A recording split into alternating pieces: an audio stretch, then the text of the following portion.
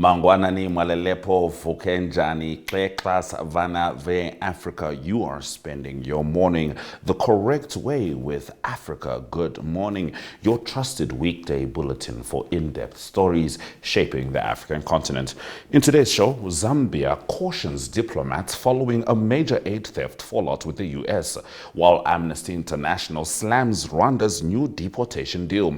We unpack the debate over white South Africans gaining refugee status in the US and highlight political shakeups in Cote d'Ivoire and Guinea. Talent Gore is back with a comprehensive report from Zimbabwe, and we also look at Namibia's electricity tariff decision. That and more, including your weather update and economic indicators on DSTV 285, GoTV 25, NTV Africa on YouTube. My name is Ashwin Berry. Top stories shortly.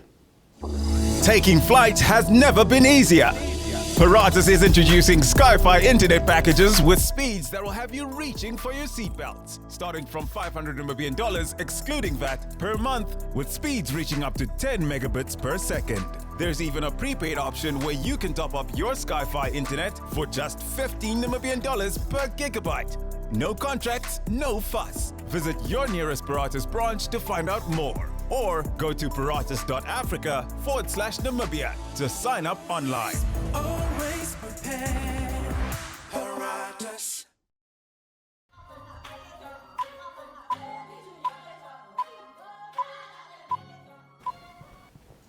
Let's get into the top stories on Africa. Good morning. Zambia's Foreign Minister Mulambo Haimbe has cautioned foreign diplomats against bypassing diplomatic channels when raising concerns following a public statement by U.S. Ambassador Michael Gonzalez over alleged theft of U.S.-donated medicines. Gonzalez announced that the U.S. would cut $50 million in health aid to Zambia due to systematic theft of life-saving drugs after more than 30 failed meetings with local officials. Here is Haimbe. I want to underscore on behalf of government one important aspect of our ongoing relationship with our cooperating partners, while underscoring that we value our partnership with the cooperating partners. We wish to take the opportunity to also reiterate what we have mentioned before as a ministry of the need for the use of formal diplomatic channels in communicating with the general public.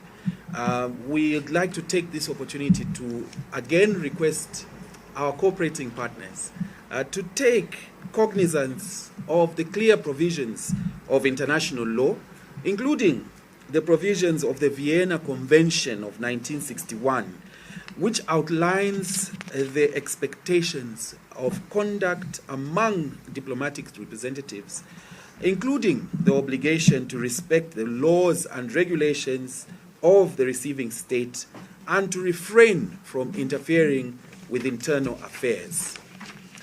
Zambia, as I said earlier, values the important role played by the diplomatic corps in fostering international cooperation, promoting peaceful dialogue, and advancing bilateral and multilateral relations. In this regard, the government remains appreciative of the support rendered by all cooperating partners with whom it enjoys constructive engagement in the event. All right, moving on Africa Good Morning. Rwanda is facing sharp criticism from Amnesty International over its agreement to receive deportees from the United States, with the human rights organization warning that the arrangement risks breaching international law. Amnesty says the deal could lead to refoulement, the forced return of asylum seekers to countries where they face danger, which violates the Refugee Convention. Concerns were also raised about Rwanda's asylum procedures as well as the lack of a robust appeals process. Despite previous reforms, Rwanda has defended the agreement, citing its past cooperation with the UN to host migrants from Libya and asserting its capacity to accommodate deportees. However, the country continues to face international scrutiny over human rights abuses, including abductions and alleged support for rebel groups in eastern Congo. Observers believe that the deal might be an attempt by Rwanda to strengthen diplomatic ties with the U.S., although the full terms of the agreement remain unclear. South African leaders and scholars are strongly contesting the United States' decision to grant refugee status to a group of white South Africans, mostly Afrikaners, who arrived at Dulles International Airport under a fast-tracked program announced by the Trump administration.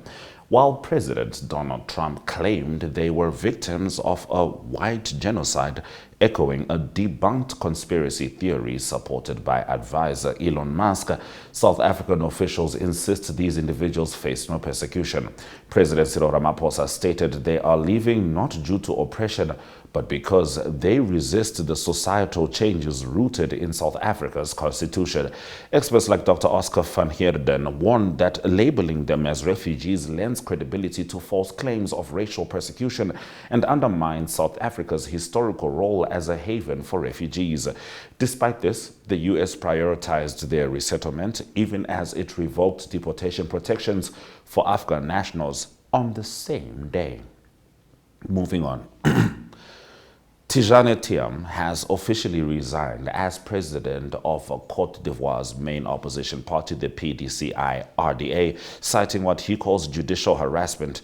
His announcement came via a social media video amid an ongoing court case disputing the legality of his 2023 election to party leadership. Thiam's resignation follows a court ruling that removed him from the electoral roll on grounds that he had lost his Ivorian nationality, effectively blocking his anticipated run in the October 2025 presidential election. That ruling is not subject to appeal, sealing his exclusion for now. On the same day as his resignation, the party's political bureau convened in Abidjan and appointed Ernest Nkoumo Mobio as interim president, as confirmed in a separate video posted online. The development throws the PDCI into a period of uncertainty, just months ahead of a crucial national vote, with questions swirling over both party unity and leadership direction. Now, in the last of our top stories, Guinea will hold both general and presidential elections in December 2025, according to Prime Minister Amadou Auriba. He announced the plan during the Africa CEO Forum in Abidjan, highlighting the ongoing civil and voter registration process as vital groundwork for national policy. This follows a pledge by junta leader Mamadi Doumbouya to transition to civilian rule, starting with a constitutional referendum scheduled for September 21. The elections are seen as a key step in restoring democracy after the 2021 military coup that ousted former President Alpha Conde. However, concerns remain over political freedom in the lead-up to the polls, as the junta has already dissolved 53 political parties and placed dozens more under scrutiny. Despite prior commitments to hand over power by the end of 2024, the new timeline pushes that goal to late 2025. Doumbouya has described the upcoming vote as critical for re-establishing constitutional order. Those have been our top stories on Africa Good Morning. We're going to swing over to the weather shortly, and after that, we'll be talking to Talent Gore as she delivers the Zimbabwe report. And one of the stories, she talks about University of Zimbabwe students being arrested for protesting. Stay with us.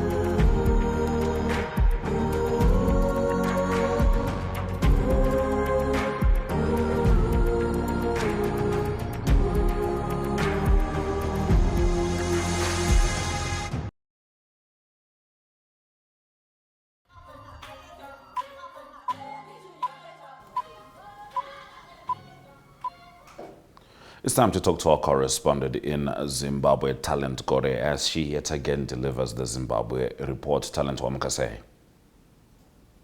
Mamkase Africa. Tamuka Hedu. Now, police have named 20 Zimbabweans killed in South Africa's Operation Vala Umgodi.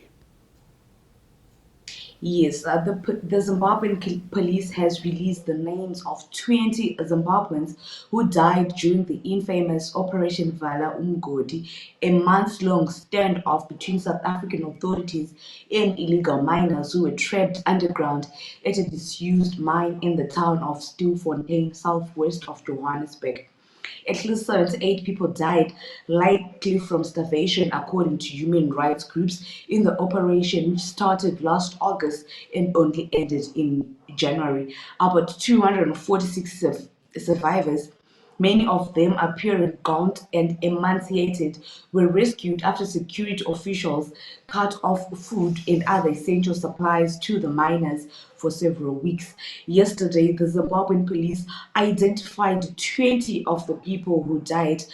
The Zimbabwean police also released the names of the victims who died during the operation in South Africa, and the bodies of the bodies are yet to be claimed by their next of kin. But the Zimbabwean police has actually released 20 names of the people of Zimbabweans who died, and they're urging that those who suspect that their family members were at that operation site, they should actually come and claim the bodies of the bodies or of their next of kin.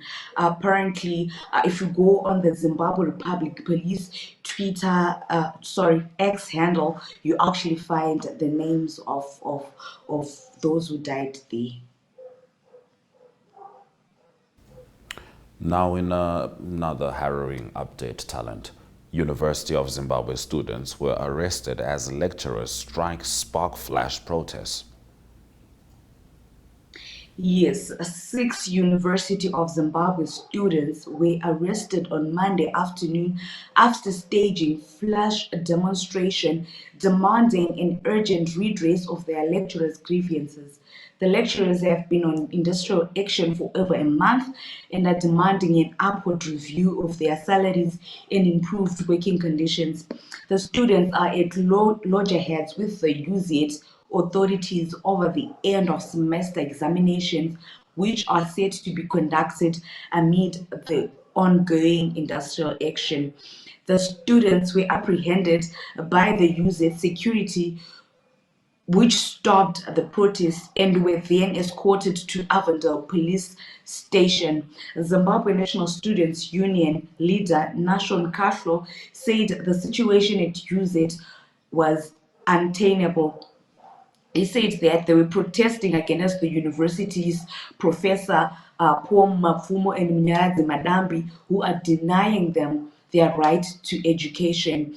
He also said that the students there, they had paid their full tuition fees, so they expected lecturers to come and actually teach them, and also for lecturers to come and conduct invigilation, because right now it is examination time. So the lecturers are not going. They haven't been attending lectures. They are not marking exam papers because they're saying that they want their salaries to be reviewed to 2,250 United States dollars.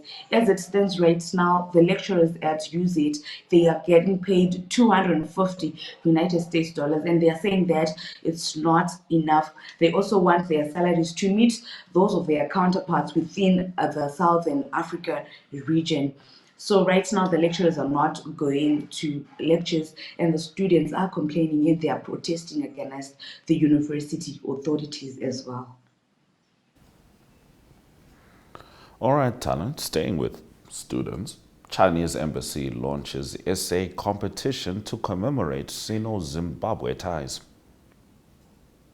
Yes, the Chinese embassy in Zimbabwe has launched an essay competition to celebrate 45 years of diplomatic ties between the two countries. Participants are expected to give detailed analysis of past, present, and future of the Sino-Zimbabwe bilateral relationship. They're also expected to share their experiences and aspirations related to the operation. Themed 45 years on, my views on China-Zimbabwe friendship. The competition will run until July 6, 2025 and is open to all citizens across all age groups, with the winners set to receive cash prizes, whilst outstanding essays will be published in the mainstream media in both China and Zimbabwe, as well as on the Chinese embassy online platform. Apparently, the ambassador of China to Zimbabwe said this year, 2025, is a super special year as it marks 45th anniversary of the establishment of diplomatic ties between China and Zimbabwe.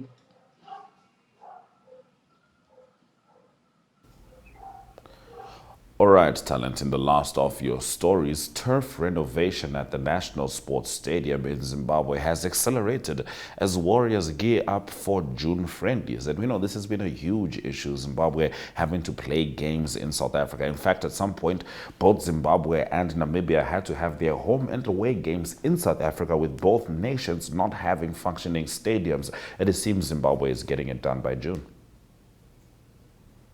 Yes, the Zimbabwean government is trying to accelerate the process of renovating the National Sports Stadium. As you know, Zimbabwe hasn't played any game in Zimbabwe. They have had to play their home games apparently in South Africa or even in Rwanda. So right now, the government has said that renovations at Zimbabwe's National Sports Stadium have gained momentum, with contractors now working on the turf in a race against time to ensure the venue is ready for the country's upcoming international football commitments.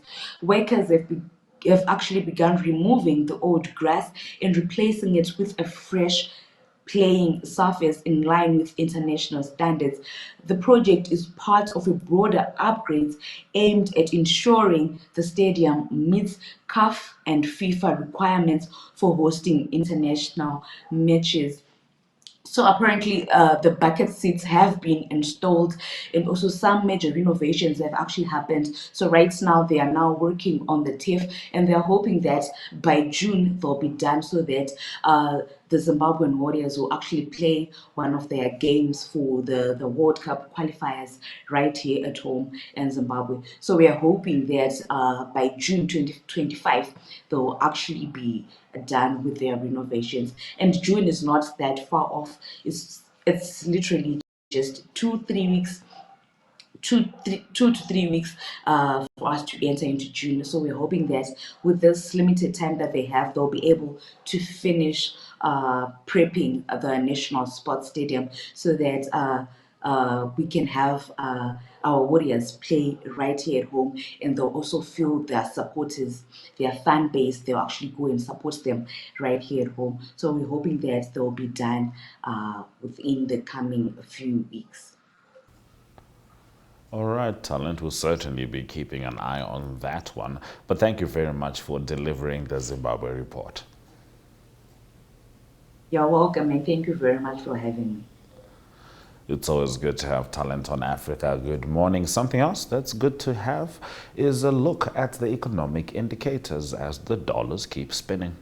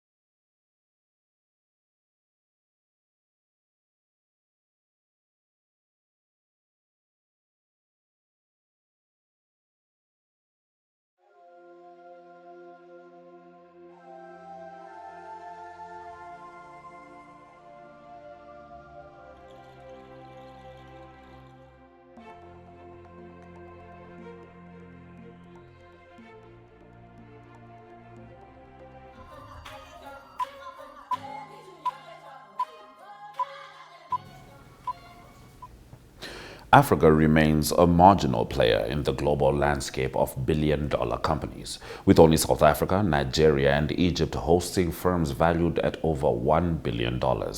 This limited presence reveals the uneven distribution of capital, infrastructure, and investor confidence across the continent. South Africa leads with 43 such companies, thanks to deep capital markets and a strong financial sector. Nigeria and Egypt each host $1 billion firms, reflecting localized growth driven by fintech innovation and industrial diversification, respectively. Globally, there are 5,522 companies in this valuation bracket, with the United States dominating with just over 1,800 firms. Asia Pacific is rising rapidly, with countries like Japan and India securing second and third spots. Africa's 1% share of global billion-dollar firms contrasts sharply with the continent's growing population and emerging digital markets. The concentration in just 3 countries underscores broader challenges in entrepreneurship, investment inflows, and scalability. However, analysts argue that structural reforms, increasing digital innovation, and improved governance could unlock further growth potential. As governments address these barriers, more African firms may cross the billion-dollar threshold. But for now, the continent's corporate strength is concentrated, but the signs of a shift are beginning to emerge. We now swing to Namibia. The Electricity Control Board of Namibia has announced the approved bulk electricity tariff for the 2025 to 2026 financial year. Speaking at a press conference held yesterday, the Chief Executive Officer of the Electricity Control Board, Robert Khayemise, confirmed that NamPower had submitted an application requesting a 17.44% increase in the bulk electricity tariff. This proposal would have raised the current rate from $1 and 98.56 cents to $2 and 33.19 cents per kilowatt hour. However, following a detailed internal assessment of NamPower's application and consideration of its financial sustainability alongside the potential impact on consumers, the Electricity Control Board resolved to grant a significantly lower increase of 3.8%. Have a look. With the ECB tariff review methodology that I've referred to, the ECB board resolved to approve a 3.8% for NamPower instead of the 17.44% initially requested by NamPower. However, the 3.8% will be supported with a financial support or injection of 283 million by the shareholder of NamPower, which is our government, which also equates to around 3.8%. So there is a financial injection, and there is a 3.8% that will come from consumers. We can balance it off. So without the financial injection, just at the bulk level, consumers will have paid 7.6%.